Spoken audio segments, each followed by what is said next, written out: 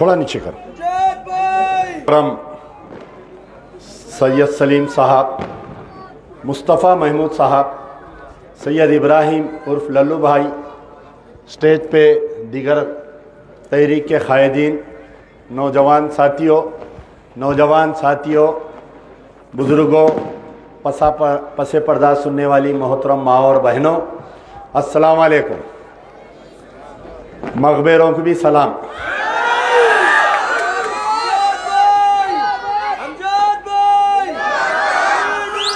आते आते देखा पूरा गलियों में से आया तो अंधेरों में बैठे हुए चबूतरों पे। मैं एक से पूछा, क्या मियाँ हमारे जलसे में आगे रास्ता भटक गए? तो बोले आप बहुत अच्छे बातें कर रहे हैं।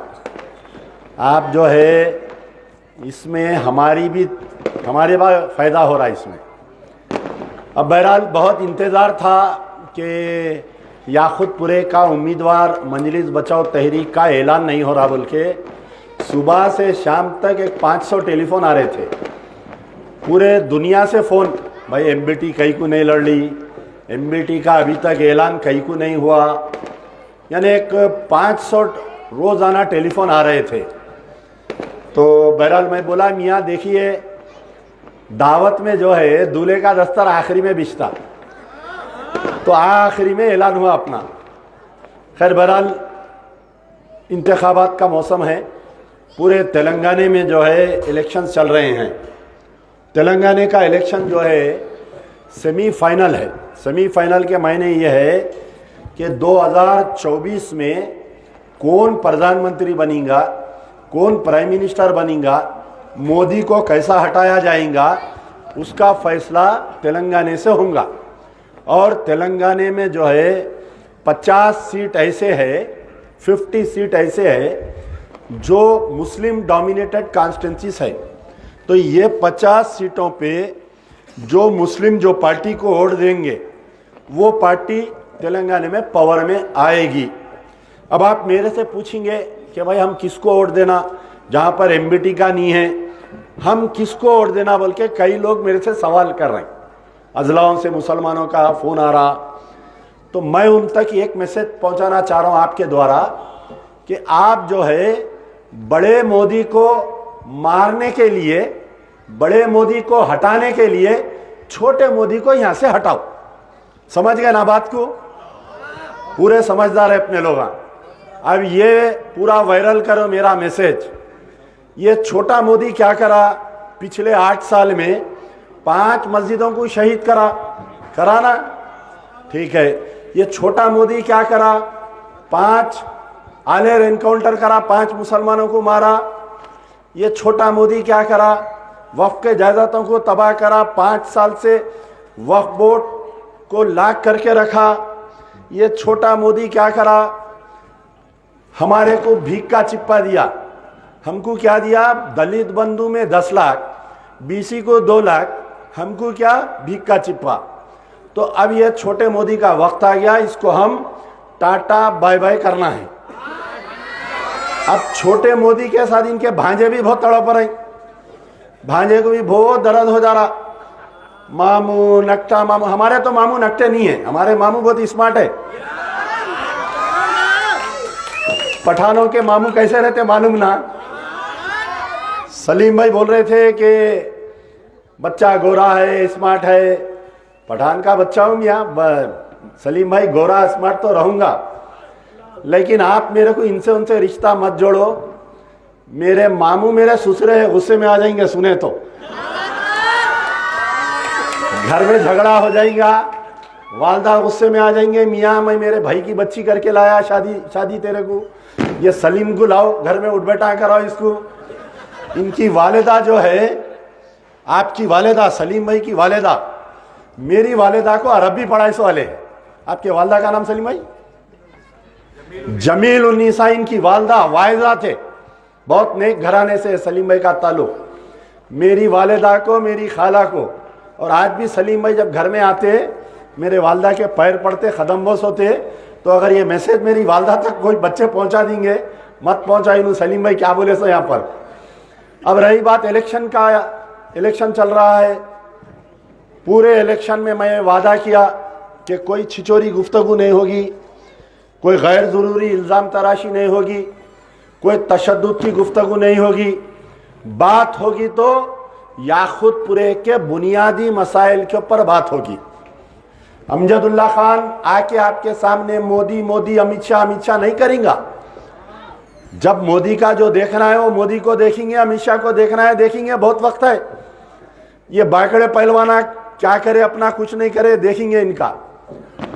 अब बहरहाल याखूतपुरे का इलेक्शन सारे दुनिया की नज़र है कि भाई क्या फैसला होता। एक बेहतरीन उम्मीदवार है एमबीटी का, 24 घंटे में 20 घंटे काम कर रहा। सोशल मीडिया में सारे लोग देखते मेरा काम, सब लोग देखते ना। आज सुबह मैं पदयात्रा करा तो घरों में मुझे बड़ी खुशी हुई। मैं जब जाके ख़वातीन के सामने पूछ रहा था, अम्मा अस्सलाम वालेकुम, पहचाने आप मेरे को?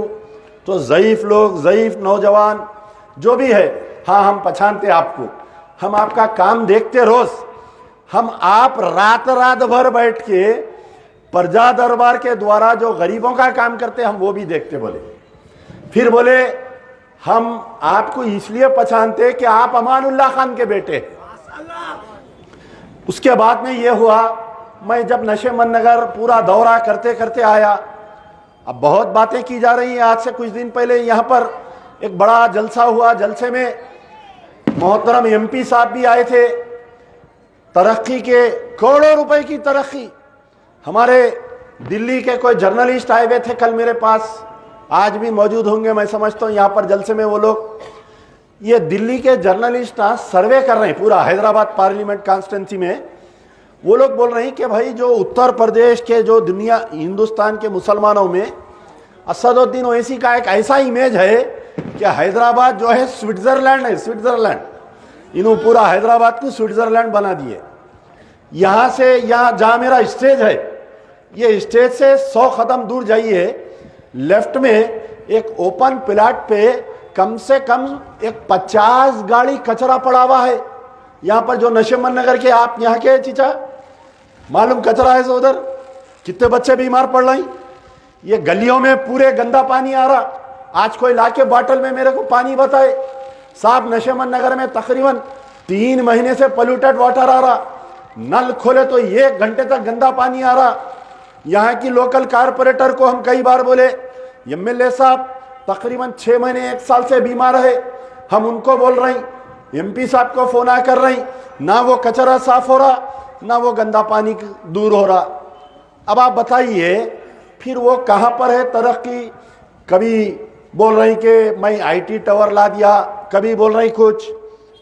तो तरक्की कहाँ पर हुई याखूतपुरे की, ये मुझे बताइए।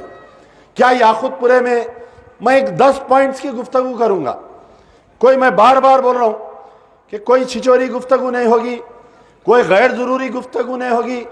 बात होगी तो बुनियादी मसाइल पर गुफ्तगू होगी। एमएलए साहब इस बीच में बोल रहे हैं कि जो दूसरे कैंडिडेट्स हैं मेरे साले हैं, मैं दहशतगर्द हूँ, मैं ससुराल को कैसा जाना मेरे को मालूम। 30 हो जाने दीजिए, 30 नवंबर हो जाने दीजिए। ये याखूतपुरे वाले आपका क्या करने वाले हैं वो अंदाज़ा है मुझे। आप बोल रहे हैं कि मैं थैला दे के कागसा चुनाऊंगा, ये थैले में डाल के वो नशेमंद नगर नाले में फेंके तो भाई के ललिता बाग में निकलते उन्होंने, घर वहीं से उनका बंदागुड़े में। अब आइए अपन कुछ काम की बात करेंगे। सबसे पहले हाउसिंग स्कीम। आज पुराने शहर में सबसे ज्यादा अगर मुसलमान परेशान है तो किराए से परेशान है। कोई भी घर का किराया 10,000 रुपए से कम नहीं है। आप बहुत दूर तक जाइए, बालापुर शमशाबाद तक भी अगर आप गए तो आपको 8,000 10,000 से कम किराया नहीं मिलता। यहां पर भी जो मौजूद है सामाइन में, जो मजमे में बैठे हुए हैं, 80% लोग जो है किराए के घरों में है ना। किराए के घरों में जो मियाँ बीवी का जो झगड़ा होता, यानी 25 तारीख से 5 तारीख तक झगड़ा चलते रहता। ये बेचारा 18 घंटे मेहनत कर रहा, 18 घंटे मेहनत करने के बाद में वो घर का किराया नहीं निकाल सक रहा। उन्हें कहाँ से निकालेंगे बताइए। अगर उन्हें ऑटो ड्राइवर है, गैस का रेट बढ़ गया, वो बेचारा ऑटो चला रहा, दिन भर ऑटो चला के 500 रुपये नहीं कमा रहा। कोई मजदूरी कर रहा, उन्हें जाके वो मजदूरी में उसको कभी मजदूरी मिल रही, कभी नहीं मिल रही मजदूरी। ये कोविड के बाद से तो बहुत बुरे हालात है यहाँ के, कोविड के बाद से बहुत बुरे हालात है हमारे। तो आप बतलाइए कितने गवर्नमेंट के स्कीम से जो हाउसिंग के लिए आते हैं, 2 bedroom flat, 2 bedroom flat, 2 bedroom flat. KCR साहब 9 साल से बोल रहे हैं, अब तो बोल दिया मैं बांट दिया, दे दिया, हो गया खत्म। 9 साल से बुरखा पोश खवातीन दफ्तर दफ्तर फिर रही, कभी एमआरओ के दफ्तर को जा रही, कभी कोई दलाल के घर को जा रही, कभी कोई पैरोकार के घर को जा रही, फकत फार्मा डाल लेते फिर रही। यहाँ पर कितने लोग डाले भाई बताइए? 2 बेडरूम फ्लैट के लिए अप्लाई करे होंगे ना आप लोग भी, सब लोग अप्लाई करे। ये पूरे मजमे में मैं चैलेंज कर रहा हूं, क्या किसी को 2 बेडरूम फ्लैट मिला? क्या एक आध को मिला होगा, 2 को मिला होगा, वो भी तकरीबन 100 किलोमीटर दूर दे रही। वो जंगल में सांपों में जाके रहो आप, बिच्छुओं में जाके रहो आप, कौन रहते बताइए? अपने कोई औरतें जाके 100 किलोमीटर दूर पे रह सकती क्या बताओ? नहीं रहते। बच्चों का स्कूल यहाँ पर जाके वहां पर 100 किलोमीटर दूर पे कैसा बसेंगे? तो मेरे पास एक स्कीम है। अब आप बोलेंगे कि भाई खाली तनखीद नहीं करना, आप अगर जीतेंगे तो क्या करेंगे आप बताइए? मैं आपको बतलाना चाह रहा हूं कि आने वाली नई सरकार, अब वो नकटे मामू की सरकार आती नहीं मालूम, वो चिन्ना मामू की सरकार आती नहीं मालूम, अगर अल्लाह ताला अमजदुल्ला खान को आपके खिदमत का मौका दिया, क्योंकि आज मैं बार बार बोल रहा हूं आप लोगों को, आज दिन भर मेरा एक ही मकसद था कि मैं जो भी घर पर जाता हूं यही कह रहा था कि भाई आपके घर में अगर 10 वोट है, आप पूरे अपने 10 वोट डालिए। आराम से आने दीजिए, 1-2 मिनट जरा खामोश बैठिए। रहा था आपको, मैं ये बता रहा था कि हाउसिंग स्कीम, बैठो भाई, मैं ये बता रहा था, बैठो यार उधर, आपको मैं ये बता रहा था कि हाउसिंग स्कीम हम कैसा लाएंगे, याकूतपुरे में हाउसिंग स्कीम कैसा आएगी, मैं बतलाना चाह रहा हूं। यहां पर कई जमीनें खाली है याकूतपुरे में। 2 दिन से मेरी जो तकरीर हो रही है, ये पूरे सोशल मीडिया पे 80% लोग तारीफ कर रहे हैं कि भाई आपके स्कीम्स पूरे अच्छे हैं, लेकिन 10% ये जो सोशल मीडिया एडमिन्स है जो MIM के, ये लोग आके मेरी तनकीद कर रहे हैं। एक ही बात बोल रहे हैं कि आप ये जितने स्कीम्स बता रही, हाउसिंग की बता रही, एजुकेशन की बता रही, दवाखाना डालता हूं बोल रही, मेडिकल कॉलेज डालता हूं बोल रही, ये इसके लिए जमीन कहाँ है पूछ रही है ये लोग। अब मैं बताऊं जमीन कहाँ है? यहां से आगे जाओ, लेफ्ट मुड़ो, आगे 11 एकड़ जमीन है या नहीं है? अच्छा, और आगे जाओ, 22 एकड़ जमीन है नहीं है? अन्ना मेरी बात की गवाही देंगे, 11 एकड़ 22 एकड़ जमीन है नहीं है? बोलो। आए मुनाफिक हो, आए सोशल मीडिया पे मेरे को सवाल करने वालों, यहां पर बैठे हुए हमारे शिव कुमार साहब, ये सीधा जाओ, लेफ्ट मुड़ो, सामने 11 एकड़ जमीन, आगे जाओ 22 एकड़ जमीन, उसके आगे जाओ 30 एकड़ जमीन खाली पड़ी हुई है जो याकूतपुरा असेंबली कॉन्स्टिट्यूंसी में आती। अब वहां पर ये याकूतपुरे में जो एज ऑन 29 नवंबर 2023 वोटर आईडी है उसके पास, 30 के दिन वो वोट अपना कास्ट किया है, अगर वो किराए के घर में है तो इंशाअल्लाह अगर अमजदुल्ला खान तुम्हारा MLA बनेगा, ऐवान असेंबली में जाएगा, तो याकूतपुरे के अंदर एक बेहतरीन, जैसा आप लोग मुंबई जाते, कई लोग यहां पर मुंबई के होंगे जो बसे या उनके रिश्तेदार है, मुंबई में आप जाओ स्लम बस्तियों में, सेंट्रल गवर्नमेंट के जो फ्लैट सिस्टम रहता, बॉम्बे स्कीम में आते, और एक कौन सी की स्कीम है, कई स्कीम्स है, तो याकूतपुरे में हर म्युनिसिपल डिवीजन में वहां पर हम हाउसिंग स्कीम लाएंगे। और अगर नहीं है, ठीक है, अगर नहीं है जमीन, तो सरकार को हम मजबूर करेंगे कि वो जमीन खरीद के हाउसिंग स्कीम को इंप्लीमेंट करे, और जो याकूतपुरे के जिनके पास वोटर आईडी एज ऑन 29 नवंबर 2023 है, उनको हम मकान दिलाने की जिम्मेदारी अमजदुल्ला खान की रहेगी, याद रखो। अब आप ये मत सोचो पिछले 3 साल से प्रजा दरबार के द्वारा कितने लोगों की मदद किया ये तो अंदाजा है।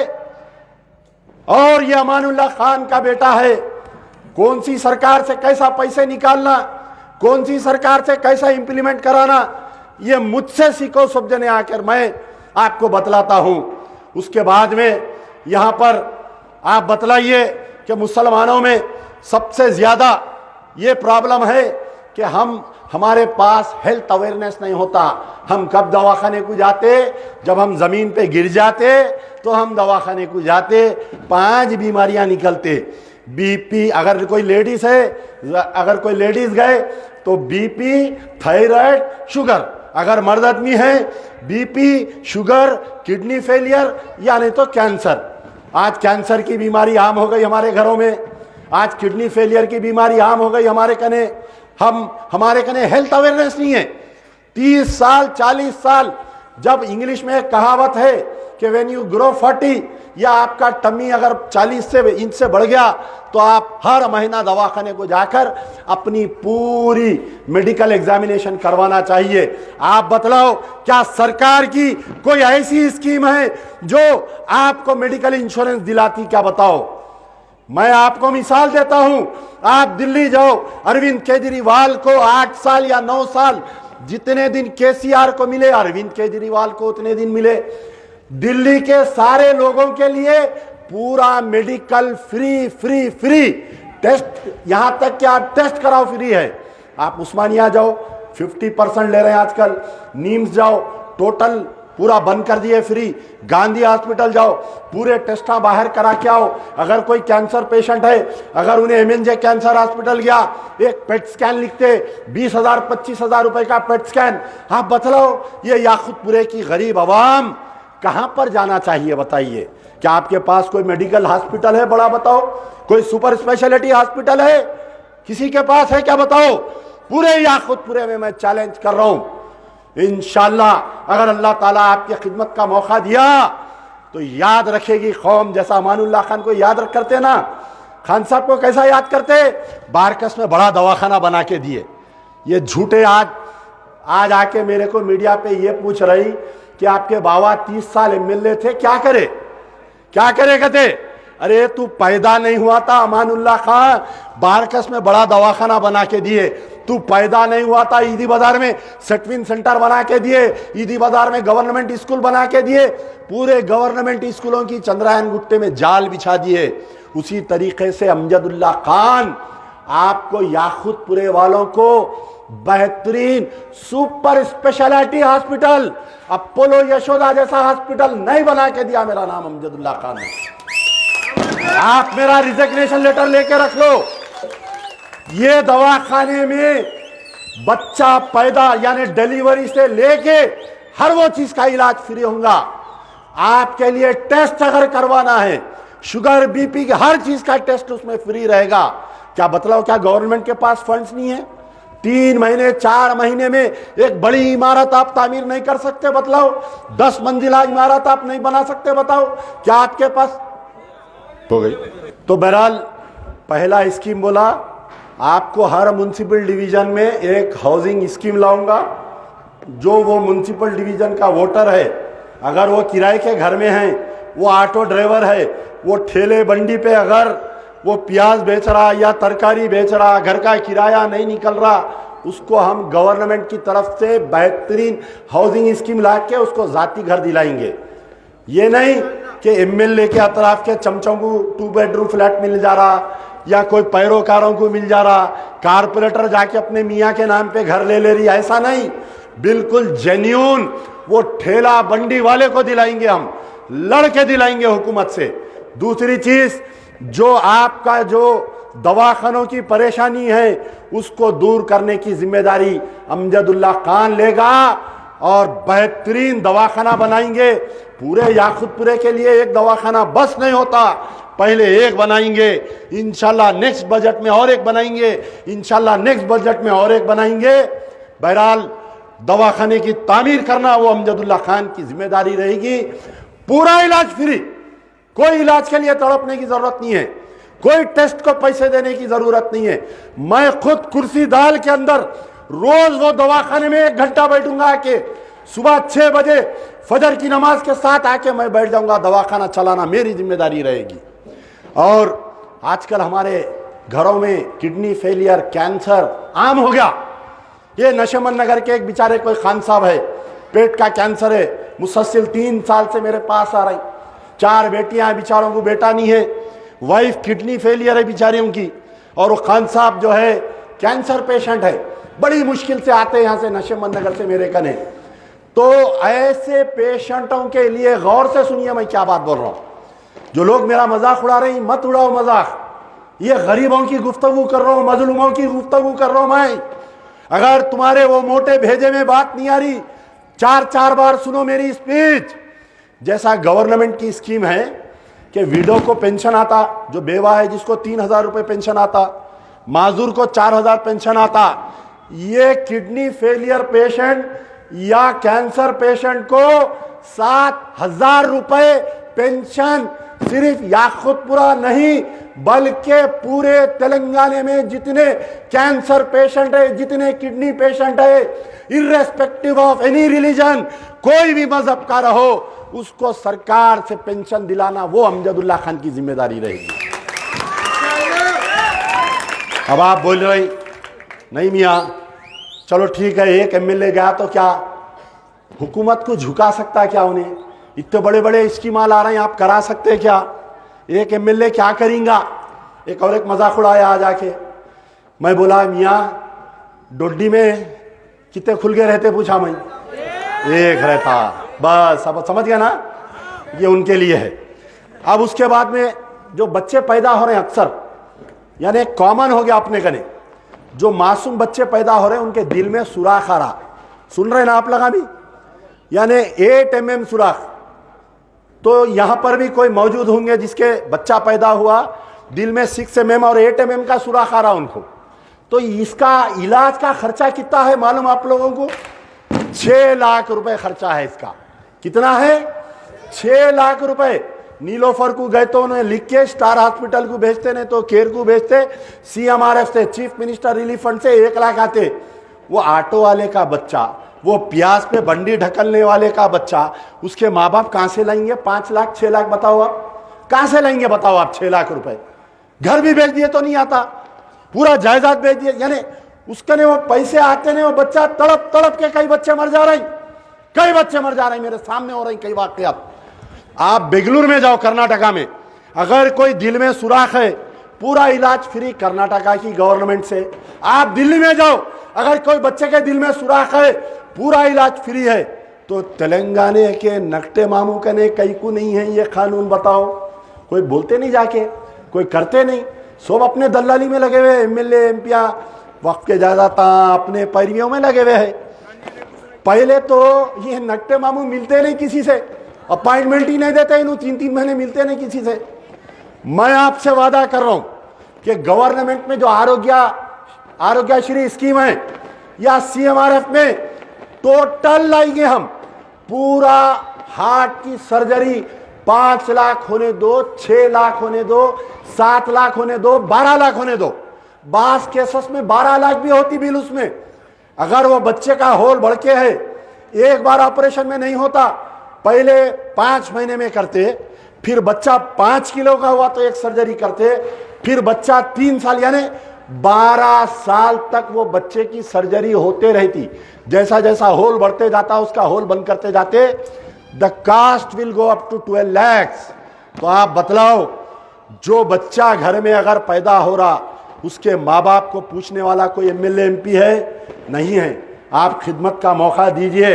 ये नकटा मामू आन दो, ये चपटा मामू आन दो, जाके गल्ला पकड़ के वो बच्चों का ऑपरेशन नहीं कराया, मेरा नाम अमजदुल्ला खान नहीं। हमारे घर में, हमारे घरों में आजकल क्या है, हमारे माशरे में जाहिलत बहुत बढ़ गई। हर घर में, गौर से सुनिए मेरे जुमले, हर घर में एक यंग विडो है, एक नौजवान लड़की जो है वो या तो बेवा है, या तो उसको तलाक दे दिया गया है, या तो उसको खुला जबरदस्ती खुला पेपरों पे साइन करवा दिया गया है। यंग विडो हमारे पास प्रजा दरबार में एक सब्जेक्ट है, गौर से सुनो। तकरीबन घरों में ये शिकायतें आ रही है।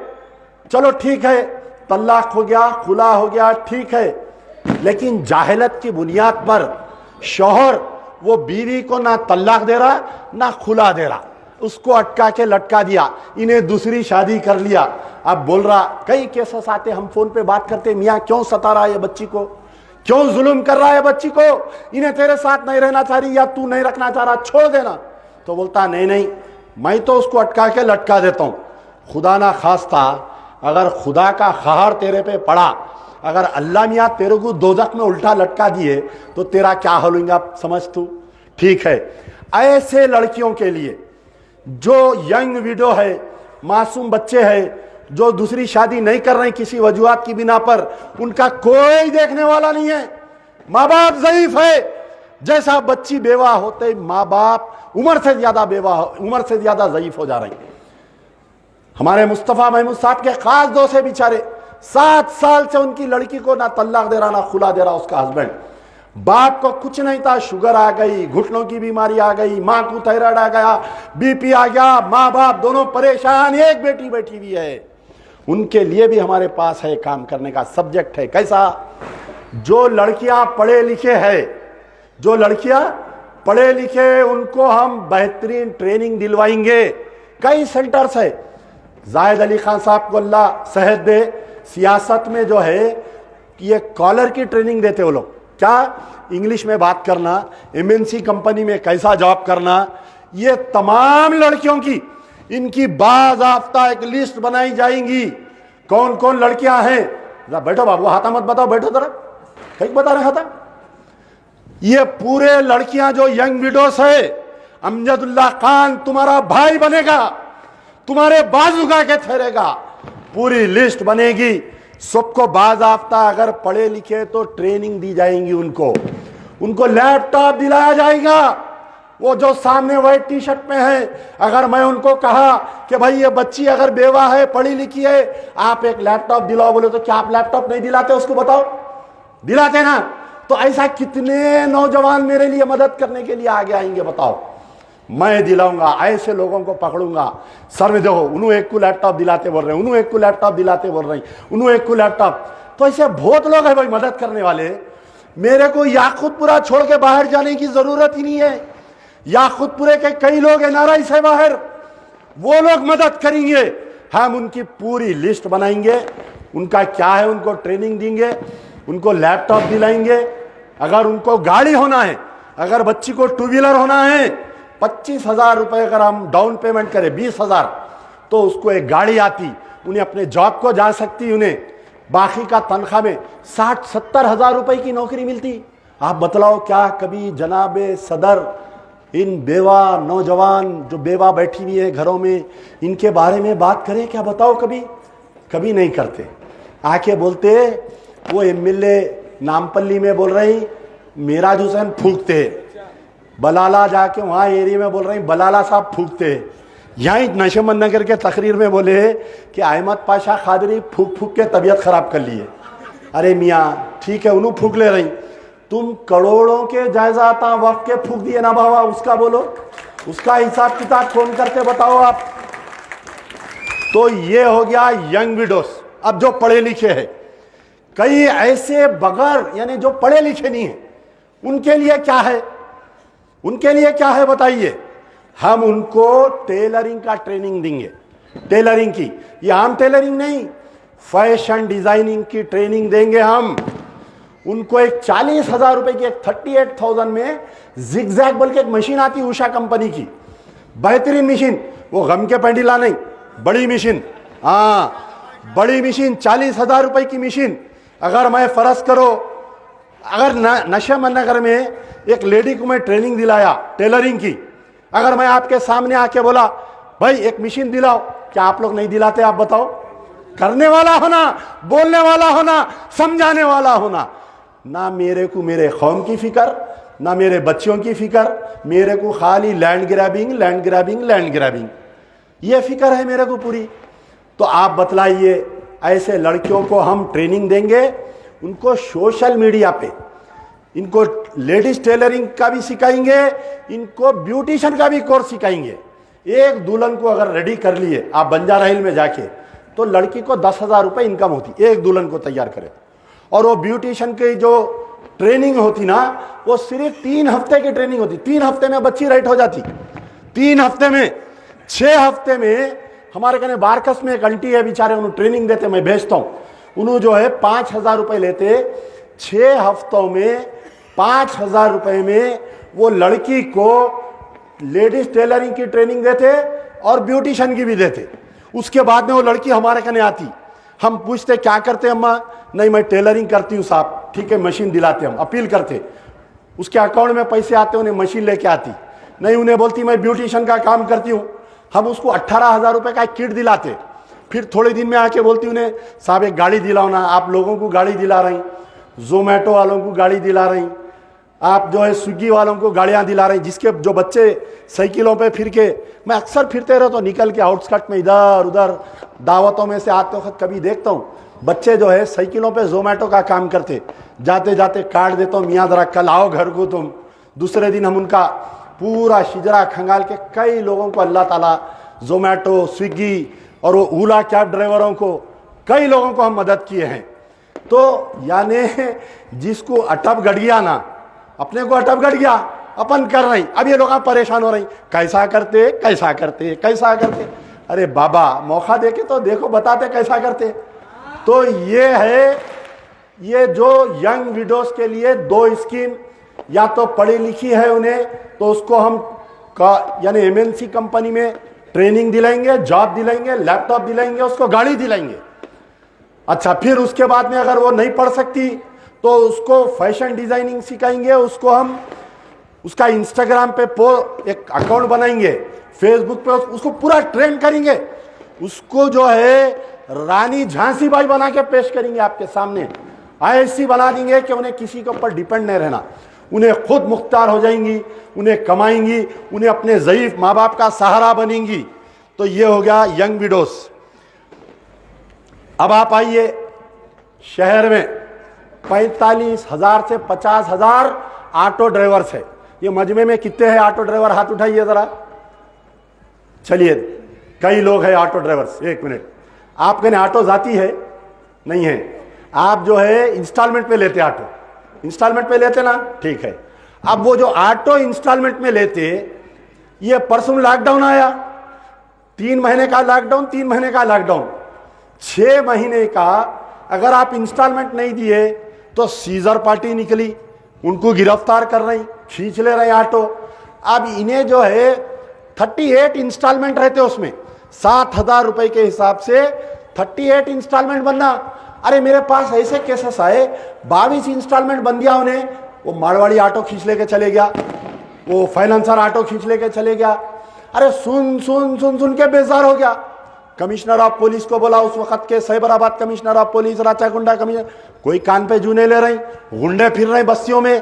अरे ऑटो ने छुपा के रख रहा है गैरेज में, साहब कहां से दूं, 3 महीने का लॉकडाउन था, साहब कहां से दूं, 6 महीने का लॉकडाउन था।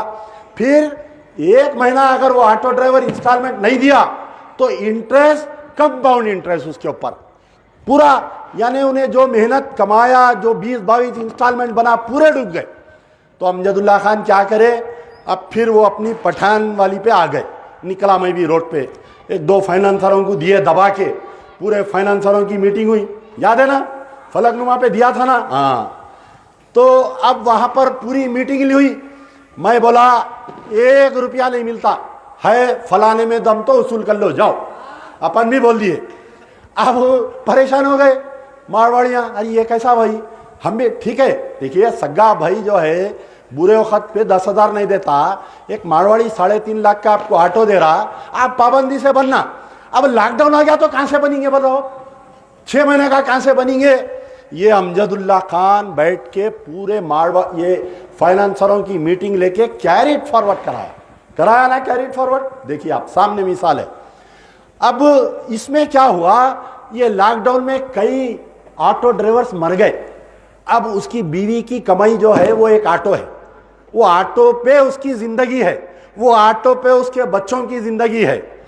ऑटो फाइनेंसर्स आके खींच लिए, मैं अपील करा, आपके वजह से नौजवान मदद करे, मैं हाफिज बाबा नगर में बेचारे एक हाफिज साहब थे, उन्होंने ऑटो चलाते थे, इंतकाल हो गया उनका, 5 बच्चियां, उनकी वालदा उनकी बेवा मेरे पास आए, मैं वीडियो बनाया, उनको 6 इंस्टॉलमेंट दियो बोला, तो एक बच्चा आके दुबई से 17 इंस्टॉलमेंट थे, पूरे 17 इंस्टॉलमेंट देके बंद करा दिया, केस क्लोज करा दिया।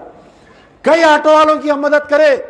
ऑटो ड्राइवर जो है मुस्लिम कम्युनिटी की बैकबोन है, रीढ़ की हड्डी है ऑटो ड्राइवर। मैं अक्सर बोलता हूं कि भाई अगर आपको कोई ज़कात देना है